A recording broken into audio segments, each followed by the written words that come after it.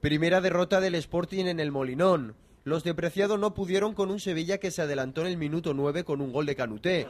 Para Barral, lo positivo del encuentro frente a los sevillanos es que el equipo ha dado la cara. Contra los grandes pues tenemos que dar la cara, ¿no? Y tenemos que saber que estamos aquí, ¿no? Que tenemos un buen equipo y que podemos hacerle frente pues a cualquier equipo ahora mismo.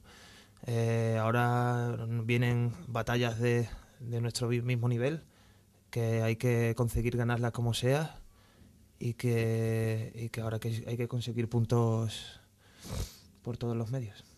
Por otra parte, De las Cuevas no cree que el Sevilla se haya merecido la victoria. Pienso que bueno, es justa porque han ganado, pero no merecida, porque yo creo que tuvimos más ocasiones que ellos y que si metemos, en mi caso la que tuve nada más empezar, pues yo pienso que el partido hubiera cambiado.